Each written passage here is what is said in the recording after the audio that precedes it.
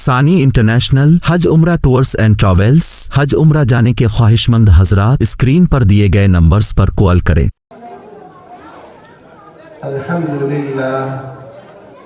الحمدللہ نحمده ونستعینه ونستغفره ونؤمن به ونتوکل علیہ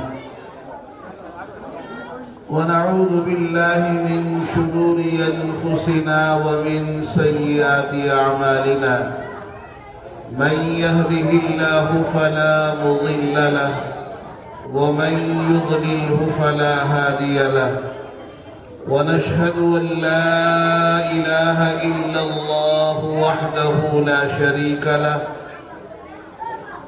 ونشهد أن سيدنا ونبينا وحبيبنا وكريمنا وشفيعنا وسندنا وإمامنا ومولانا محمدا عبده ورسوله صلی اللہ تعالی علیہ وعلى آلہ وأصحابہ وأزواجہ وذریاتہ وبارک وسلم تسلیما کثیرا کثیرا کثیرا اما بعد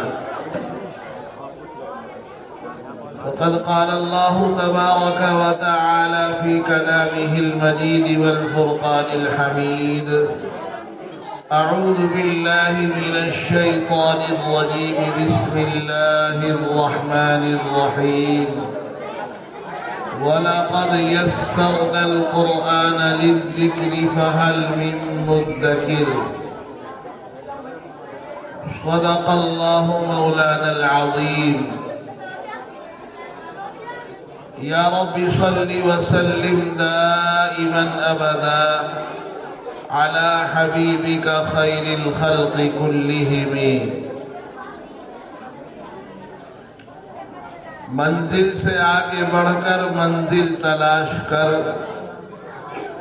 منزل سے آگے بڑھ کر منزل تلاش کر مل جائے تجھ کو دریا تو سمندر تلاش کر ہر شیشہ ٹوٹ جاتا ہے پتھر کی چوٹ سے ہر شیشہ ٹوٹ جاتا ہے پتھر کی چوٹ سے پتھر ہی ٹوٹ جائے جس سے وہ شیشہ تلاش کر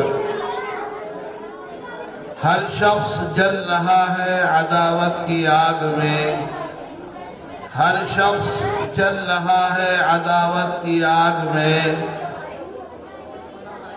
اس آگ کو جو بجھا دے وہ پانی تلاش کر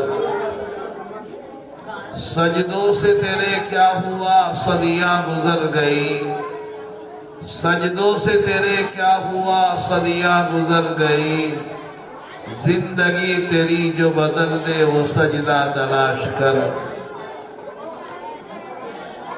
ایمان تیرا لٹ گیا ہے رہزنوں کے ہاتھ ایمان تیرا لٹ گیا ہے رہزنوں کے ہاتھ ایمان تیرا جو بچا لے وہ رہبر تلاش کر سبھی احباب ایک مرتبہ محبت اور اخلاص نیت کے ساتھ درود پاک پڑھ لے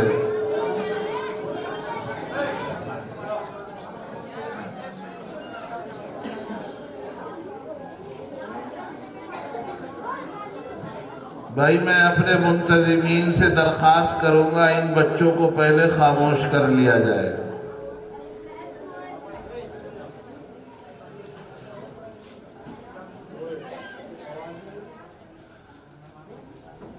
اسٹیج پر رونق افروز حضرات علماء کرام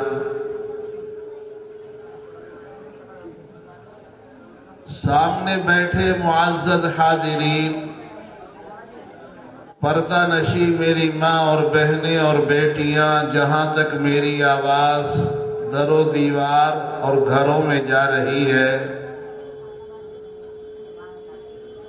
اللہ تعالی سب کو اپنی رضا نصیب فرمائے مجھے آپ سے کوئی زیادہ دیر بات نہیں کرنی ایک دو باتیں یہ سمجھ کر کہ عمل کا محتاج میں بھی ہوں عمل کے محتاج آپ بھی ہیں عرض کیے دے رہا ہوں اللہ تعالی آپ سے پہلے مجھے عمل کی توفیق عطا فرما دے۔ قرآن کریم کی ایک چھوٹی سی آیت مبارکہ، چھوٹا سا ٹکڑا میں نے آپ کے سامنے پڑھا ہے۔ اسی کے تحت جو باتیں اللہ رب العزت مجھ سے کہلوا دے، عمل سے زندگی بنتی ہے جنت بھی جہنم بھی، عمل سے زندگی بنتی ہے جنت بھی جہنم بھی، یہ خاکی اپنی فطرت میں نہ نوری ہے نہ ناری۔ انسان کی زندگی میں کمال عمل سے آتا ہے۔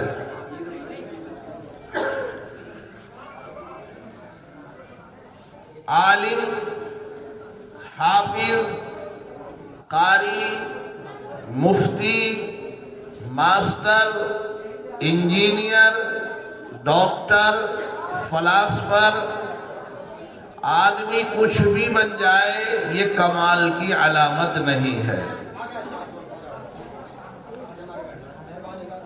بہت صاف ستھری بات آپ سمجھنے کی، سننے کی کوشش کریں۔ علوم کی آدمی کتنی بھی ڈگریاں اور کتنی بھی منزلیں حاصل کر لے، یہ کمال نہیں ہے۔ کمال انسان کی زندگی میں جب شروع ہوتا ہے جبکہ اس کی زندگی میں اطاعت اور محبت شروع ہوتی ہے۔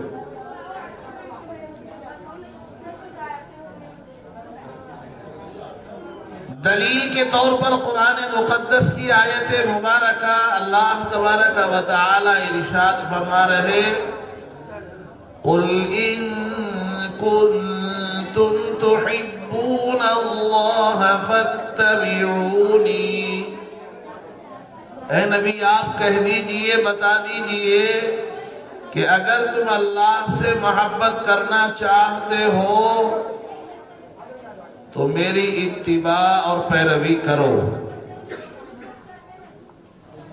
علم انسان کی زندگی میں کمال پیدا نہیں کرتا ہے،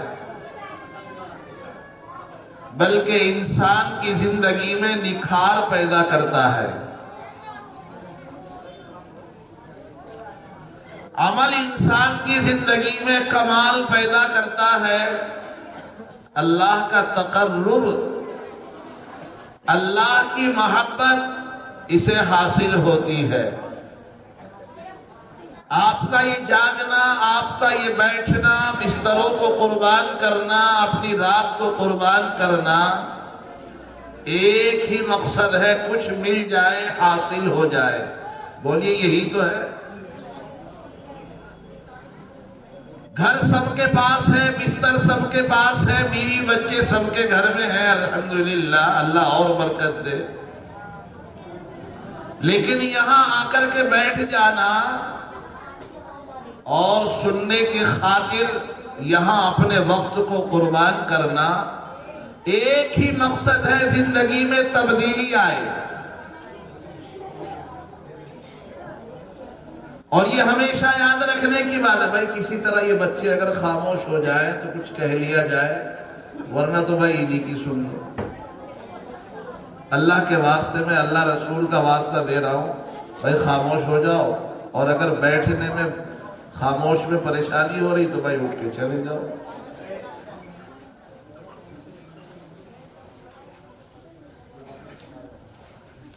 ہمارا یہاں جمع ہونا اور حضرت مولانا نزاکت صاحب کے اس انتظام اور ان کے حکم پر یہاں بیٹھ جانا یقیناً ہماری طلب کی علامت ہے۔ ہم کچھ چاہتے ہیں، جب تک بندہ اپنے آپ کو بدلنے کی کوشش نہیں کرتا، اللہ رب العالمین احکم الحاکمین علی کل شیء قدیر ہمیشہ سے ہے، ہمیشہ رہے گا، مگر اس نے صاف فرما دیا ان اللہ لا یغیر ما بقوم حتی یغیروا ما بانفسہم۔ خدا نے آج تک اس قوم کی حالت نہیں بدلی، خدا نے آج تک اس قوم کی حالت نہیں بدلی، نہ ہو جس کو خود اپنی حالت کے بدلنے کا احساس، جس کو اپنی حالت کے بدلنے کا نہیں ہو، جسے اپنے آپ کو بدلنے کی فکر نہ ہو، جسے اپنی زندگی میں انقلاب پیدا کرنے کا ذوق نہ ہو، جسے اپنی زندگی میں اعمال صالحہ جمع کرنے کا شوق نہ ہو، جسے آخرت کی تیاری کا شوق نہ ہو، جسے آخرت کی رغبت نہ ہو، جس کے دل میں خوف خدا نہ ہو، جس کے دل میں اللہ سے توبہ کی طلب اور تڑپ نہ ہو، اللہ اس کو کبھی بدل نہیں سکتا۔ اللہ نے صاف فرما دیا۔ جناب نبی کریم محمد عربی صلی اللہ علیہ وسلم اپنے چچا ابو طالب، ان کی ہمدردیوں پر فدا، ان کی محبتوں پر فدا، اپنے چچا ہونے کی قدر ساری زندگی کرتے رہے، اللہ سے مانگتے رہے، سمجھاتے رہے، ٹوکتے رہے، بتاتے رہے، دعوت دیتے رہے، سمجھاتے رہے، بالآخر جب آخری وقت آتا ہے، اللہ کے نبی جناب رسول اللہ صلی اللہ علیہ وسلم کان کے پاس اپنے ہونٹوں کو کرتے ہیں، چچا جان آپ صرف میرے کان میں اقرار کر لیجئے اور مجھے گواہ بنا لیجئے، آپ ایمان قبول کر لیجئے، آپ نے اب تک قبول نہیں کیا، اب آپ اقرار کر لیجئے، کل قیامت کے دن میں آپ کے ایمان کی گواہی دوں گا۔ لیکن تقدیر خداوندی کہنے لگے بیٹا میں یہ کام نہیں کر سکتا۔ اللہ کی طرف سے آیت مبارکہ نازل ہو جاتی ہے انک لا تہدی من احببت ولکن اللہ یہدی من یشاء۔ اے نبی آپ لاکھ کوششیں کر لیں، آپ کسی کو ہدایت نہیں دے سکتے ہیں جب تک محتاج خود اللہ کے سامنے اپنے لبوں کو ہلا کر اپنی طلب کو بے چین کرنے کے بعد اللہ سے نہ مانگے، اللہ اسے دیتے نہیں ہیں۔ اللہ کے نبی نے ساری کوششیں فنا کر دی مگر عمل نے ثابت کر دیا ابو طالب کو اگر ہدایت کی ضرورت نہیں تو اللہ کو بھی ہدایت کی دینے کی ضرورت نہیں ہے۔ ہم آئے ہیں اپنے آپ کو بدلنے کی کوشش کریں۔ آج تک ہم کن گناہوں کو کرتے تھے، آج ہم اس بات کی توبہ کریں، اس بات کا احساس کریں اے اللہ اب تک بہت گناہ کیے، بہت گناہ کیے، رات میں دن میں چلتے پھرتے اٹھتے بیٹھتے عمدن سہون، ظاہر میں باطن میں خوب گناہ کیے۔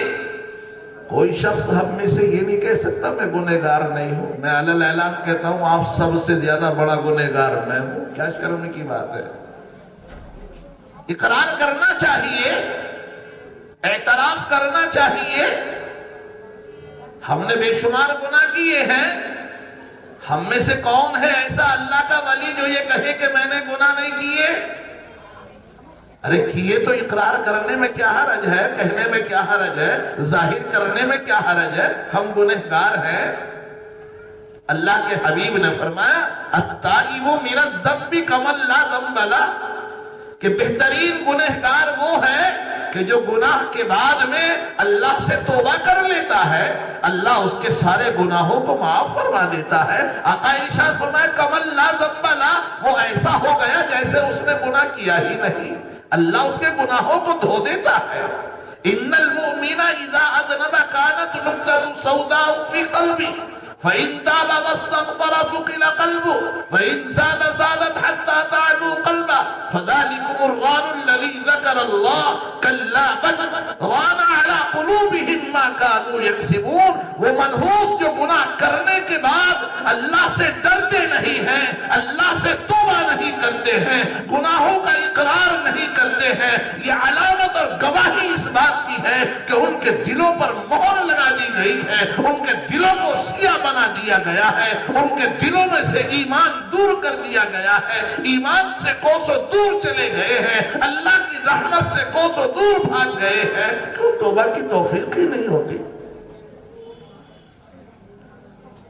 اللہ تبارک و تعالی ارشاد فرماتا قل یا عبادی الذین اسرفوا علی انفسهم لا تقنطوا من رحمت اللہ۔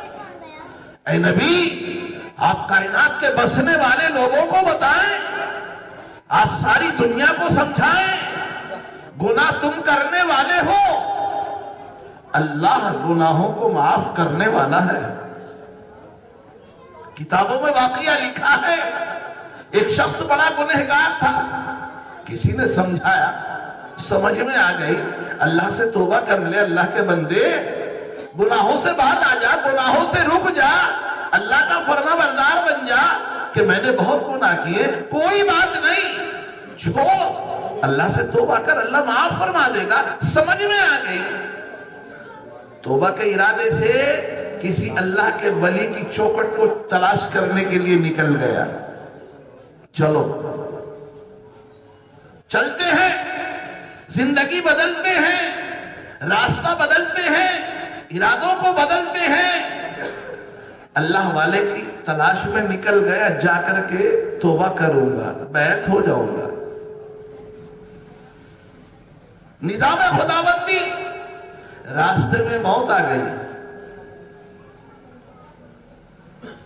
اللہ تبارک و تعالیٰ کا نظام ہے کہ اچھی روح کو لے جانے والے فرشتے الگ اور بری روح کو لے جانے والے فرشتے الگ ہوتے ہیں۔ یہ اللہ کا ایک نظام ہے، اللہ کی ایک سلطنت ہے۔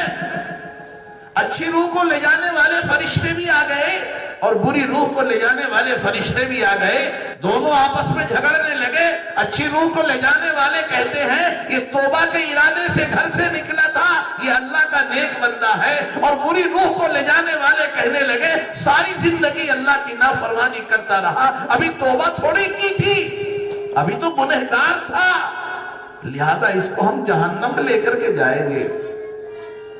غیب سے آواز آتی ہے اے میرے فرشتوں جھگڑو مت، یہ دیکھو کہ اس کے گھر سے اس کی موت کی منزل قریب ہے یا اس کی موت کی منزل سے جس اللہ والے کی چوکھٹ پر جانے کے لیے اپنے سر کو دھننے اور رگڑنے کے لیے نکلا تھا، وہ گھر قریب ہے یا اس کا گھر قریب ہے۔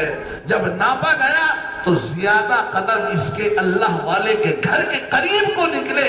رحمت خدا بہانمی جوید، اللہ تو جب بخشنے پر آتا ہے، اللہ جب بندے کو معاف کرنے پر آتا ہے، اللہ جب گناہوں کو مٹانے پر آتا ہے، اللہ جب زندگی کو شفاف بنانے پر آتا ہے، اللہ جب زندگی کو اچھا بنانے پر آتا ہے، اللہ جب بندے کو اپنے گلے لگانے کے قریب آتا ہے۔ ارے ماں، بچہ اگر رو رہا ہے، بچہ باہر نالی میں گر جاتا ہے، روتا چلاتا گھر میں آتا ہے، اس کے ہاتھ بھی کیچڑ میں ہے، اس کے پاؤں بھی کیچڑ میں ہے، اس کی ناک تھوک نکلی ہے، کپڑے گندے ہیں، دیکھنے کو دل نہیں چاہتا، مگر جب اس کے حلق سے آواز نکلتی ہے، اس کی آنکھ سے آنسو گرتا ہے تو ماں کا دل بے چین اور بے قرار ہو جاتا ہے۔ ماں دروازے کی طرف کو لپک جاتی ہے، میرے لال کو کیا ہو گیا؟ حالانکہ کیچڑ میں سنا ہے، مگر گرے بچے کو دیکھ کر، اس روتے بلکتے بچے کو دیکھ کر ماں اس کو اٹھا کر سینے سے لگا لیتی ہے اور کہتی ہے میرے لال تیرے چوٹ تو نہیں رہے گی۔ اگر گنہگار بندہ آنسو گراتا ہے، اللہ کی یاد میں تڑپتا ہے اور اللہ سے معافی مانگتا ہے، میرے بزرگوں بتاؤ کیا اللہ کی رحمت اس ماں کے رحمت سے زیادہ ہو سکتی ہے؟ کبھی نہیں ہو سکتی۔ اللہ کی رحمت، اللہ کا پیار ماں سے 70 گنا زیادہ ہے، اور یہ تو کہنے کے لیے ہے، ورنہ اللہ کی رحمت کا تو کبھی وزن کیا ہی نہیں جا سکتا۔ قل یا عبادی الذین اسرفوا علی انفسہم لا تقنطوا من رحمت اللہ۔ اے اللہ کے بندو، اے گنہگارو، اے اپنے گناہوں سے مایوس بندو، اللہ کی رحمت سے مایوس مت بنو۔ انسان کی فطرت ہے، چند دن بیمار ہو جائے، زبان کا ذائقہ کڑوا، نیند نہیں آتی، چلنے کو دل نہیں چاہتا، بولنے کو دل نہیں چاہتا، سب رات میں سو جاتے ہیں، یہ جاگتا ہوا پریشان پڑا رہتا۔ تو بولو جب اس کو چند دن گزر جاتے تو کیا کہتا ہے؟ ایسی زندگی سے موت بڑھ گیا، بولو خود کہتا۔ اور اگر کوئی چلتے پھرتے کے کان میں کہہ کے نکل جائے تو مر جائے تو جب ہی مار دے گا اسے ہاتھ کے ہاتھ۔ لیکن ذرا سا طبیعت سے مایوس، اتنا کمزور ہے یہ انسان، اپنی موت کی دعا خود کرنے لگتا ہے، خود ہی کہتا ہے ایسے جینے سے تو مرنا بڑھیا ہے۔ تو یہ کمزور ہے کہ نہیں ہے؟ ایسے ہی گناہ کرنے کے بعد یہ اپنا رشتہ اللہ سے توڑ بیٹھتا ہے۔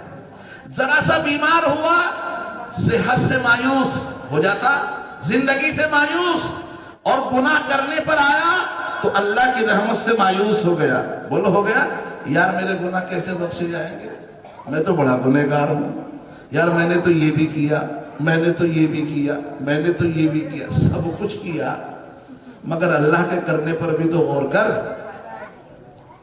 میرے اس بات کو کہنے کا مقصد میرے بزرگوں یہ ہے کہ ہمارا جاگنا، ہمارا بیٹھنا، ہمارا سننا، صرف دو باتیں مجھے آپ کو بتانی ہے۔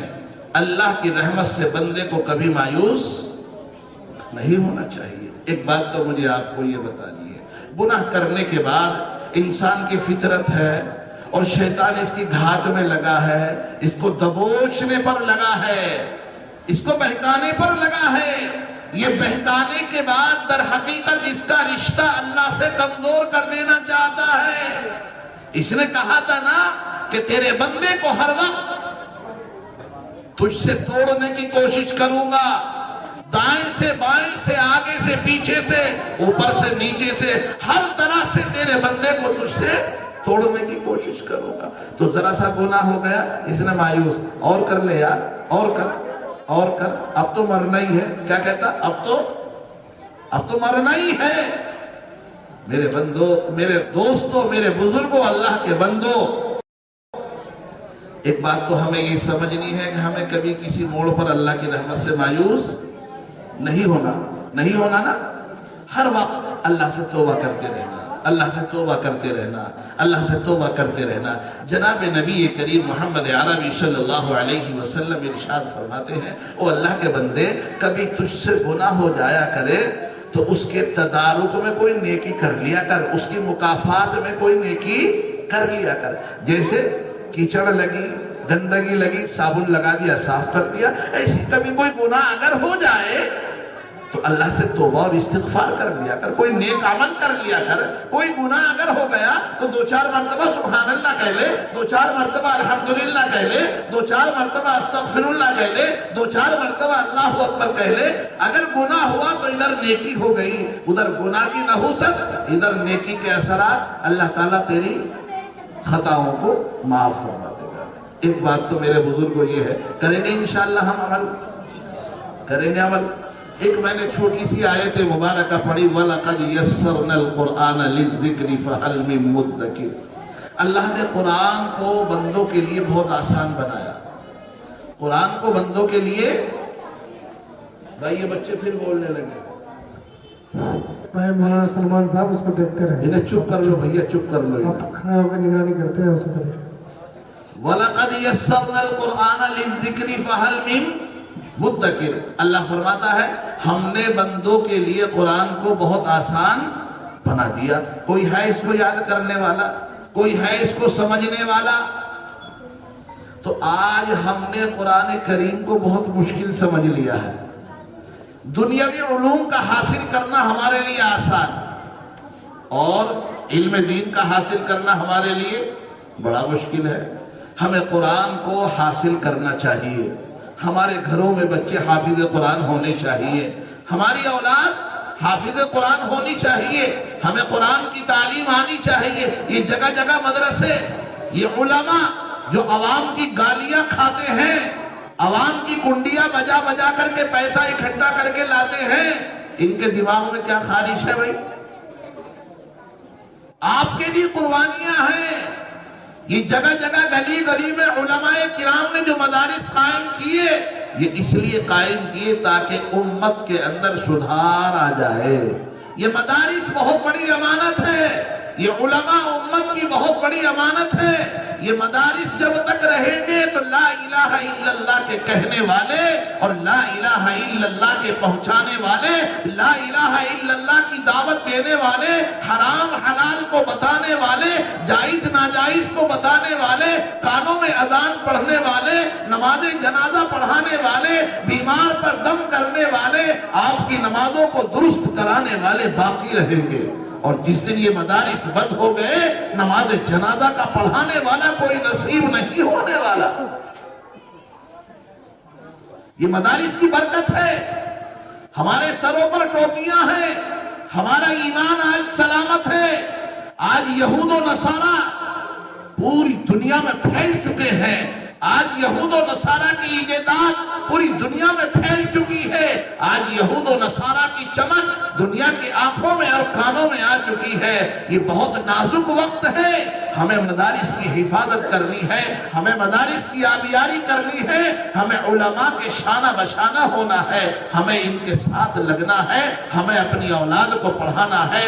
آج اگر ہم نے اپنی اولاد کو نہ پڑھایا تو آنے والی نسل اندھی ہو جائے گی، آنے والی نسل بہری ہو جائے گی، آنے والی نسل اپاہج ہو جائے گی، آنے والی نسل بالکل محتاج ہو جائے گی۔ انہیں نماز کا پتہ نہیں ہوگا، انہیں مسائل کا پتہ نہیں ہوگا، انہیں وضو کا طہارت کا پتہ نہیں ہوگا۔ تو میرے بزرگوں، یہ مدارس کھلے ہیں، اپنے بچوں کو پڑھنے کے لیے بھیجنا چاہیے، اپنے بچوں کو پڑھانا چاہیے۔ میں نے ایک واقعہ پڑھا تھا اب سے 3 سال پہلے، 3 سال پہلے اعظم گڑھ کا ایک پروفیسر ریٹائر ہو گئے۔ 3 سال پہلے میں نے پڑھا تھا اس واقعے کو۔ پروفیسر ریٹائر ہو گئے، ریٹائر ہونے کا مطلب کیا 62-64 سال کی عمر ہو گئی، گھر میں خالی رہنے لگے۔ ایک دن ارادہ بنا کہ یار قرآن کریم لے کر کے بیٹھوں، میں بھی تو حفظ کر کے دیکھوں مجھ سے ہوتا کہ نہیں ہوتا۔ قرآن کریم یاد کرنا شروع کیا۔ 62-64 سال کا آدمی 4 مہینے میں مکمل حافظ بن گیا۔ کتنے میں؟ 4 مہینے میں۔ ابھی پچھلے سال میں نے جزیرہ عرب کی ایک خبر پڑھی، ایک عورت 86 برس کی اور مکمل حافظ قرآن بن گئی۔ کتنے برس کی؟ 86 برس کی۔ ابھی 2 ہفتے پہلے میں نے ایک واقعہ پڑھا، ایک بچہ 6 سال کا اور 7 مہینے میں مکمل حافظ قرآن بن گیا۔ ایک واقعہ میں نے اور پڑھا، پاکستان کا ایک عورت ڈبل ایم اے کیے ہوئے ایک مدرسے میں پہنچتی ہے، جا کر کے کہتی ہے مجھے حفظ قرآن کرنا ہے۔ مدرسے والوں نے کہا اتنی بڑی عورت، اسے ہاسٹل تھا، وہ عالمہ کا کورس وہاں ہوتا تھا، کہا اتنی بڑی عورت کو حفظ کیسے کرایا جائے گا؟ تو جو ذمہ دار لیڈی تھی اس نے کہا بھائی ایسا تم عالمہ کا کورس کر لو، حفظ مت کرو۔ کہا نہیں، مجھے لگن، مجھے طلب، مجھے شوق، میں نے ڈبل ایم اے کیا یونیورسٹی سے، اب مجھے طلب لگی ہے کہ مجھے حفظ بھی کرنا ہے۔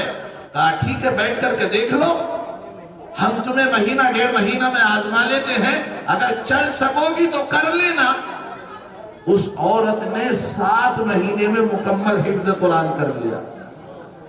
کتنے مہینے میں؟ 7 مہینے میں۔ وَلَقَدْ يَسَّرْنَا الْقُرْآنَ لِلذِّكْرِ فَهَلْ مِن مُدَّكِرٍ۔ اللہ فرماتا ہم نے آسان بنا دیا۔ ایک بڑا معروف و مشہور نام حجت اللہ الاسلام حضرت مولانا قاسم صاحب نانوتوی رحمت اللہ علیہ، جو دارالعلوم کے بانی ہیں، محتمم ہیں۔ حضرت مولانا قاسم صاحب نانوتوی رحمت اللہ علیہ شروع میں حافظ قرآن نہیں تھے۔ ایک مرتبہ حج کا ارادہ بنا، پانی کے جہاز کا سفر تھا، شعبان کا مہینہ تھا، رمضان کا چاند نظر آ گیا۔ جہاز میں بہت سے علماء کرام، مشورہ ہونے لگا کہ بھائی تراویح کس کو پڑھانی ہے؟ اب سب ایک دوسرے کو اس کو کہیں وہ بھی حافظ نہیں، اس کو کہیں وہ بھی حافظ نہیں، سارے کے سارے غیر حافظ علماء۔ اب سب نے مشورہ کیا کہ بھائی ایسا ہے، اتنے بڑے بڑے علماء ہیں اور تراویح الگ طرح سے ہوں گی، یہ تو بات اچھی نہیں ہے۔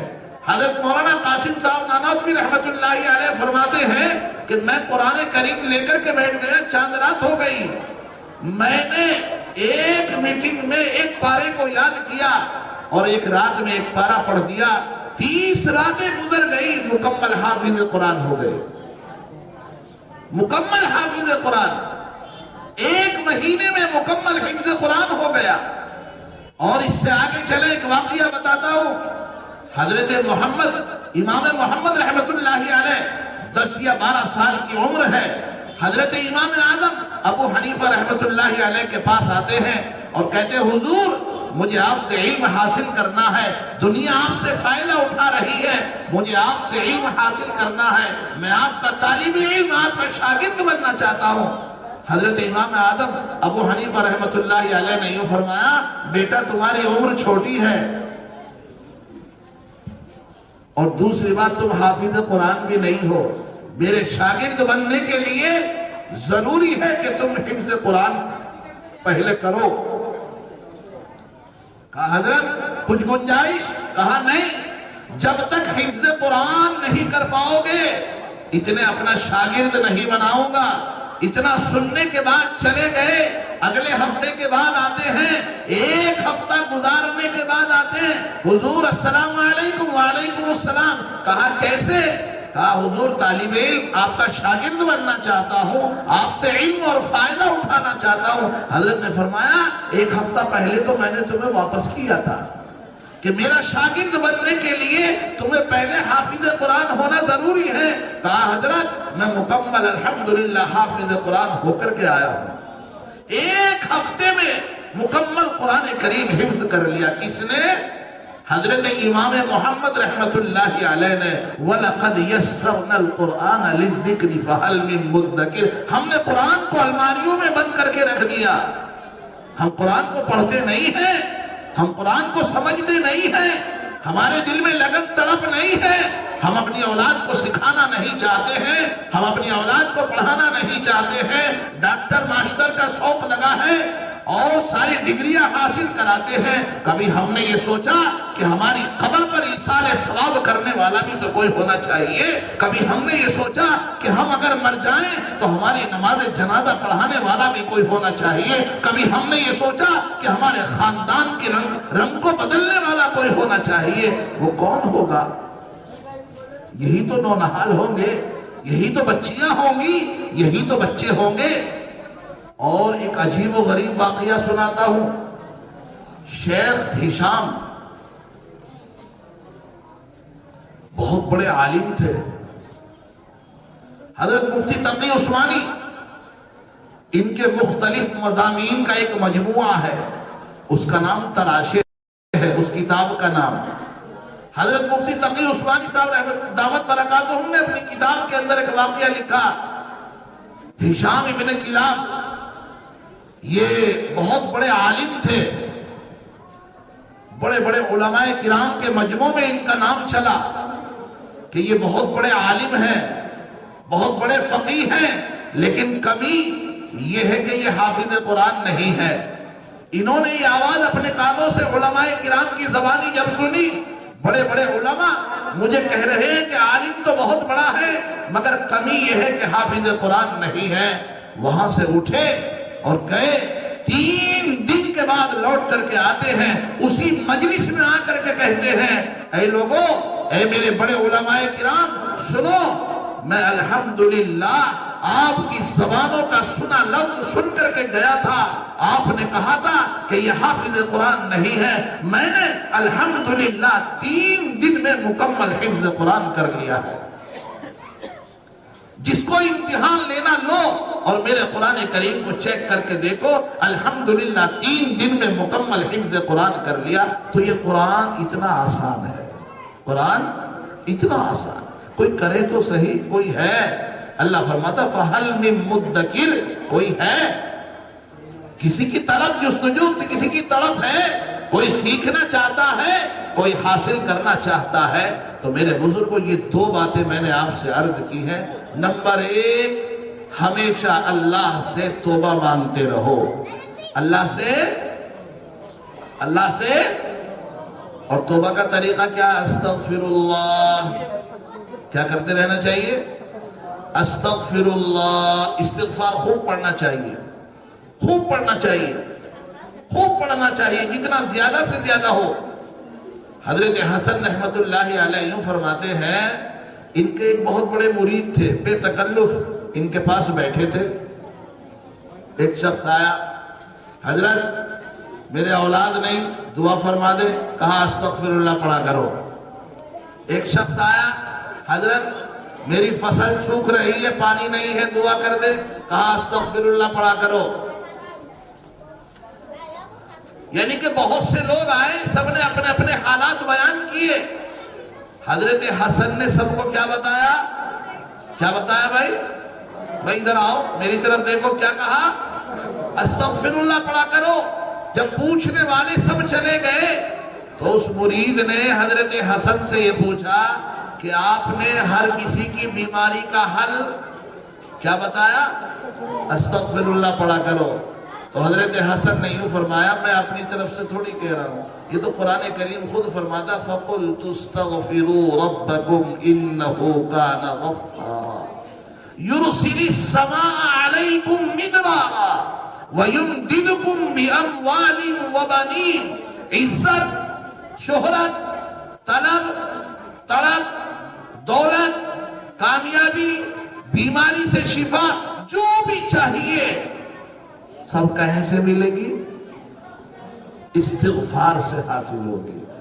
تو ہمیں انشاءاللہ اس کا مزاج بنانا ہے. بے ارادہ اٹھتے بیٹھتے خوب پڑھنا کیا؟ استغفر اللہ. گناہ ہمارے اللہ تعالیٰ کیا کر دے گا؟ معاف فرما دے گا. جس چیز کی طلب اور ضرورت ہوگی اللہ وہ ہمیں عطا فرما دے گا. ہماری آخرت آسان ہو جائے گی، ہماری مشکلیں ختم ہو جائیں گی. وآخر دعوانا ان الحمدللہ رب العالمین. اللہ ہم سب کو عمل کی توفیق عطا فرما دے. کریں گے انشاءاللہ عمل. اولاد کو پڑھانا ہے اور استغفار خوب پڑھنا. بس یہ دو باتیں میں نے آپ سے کہی.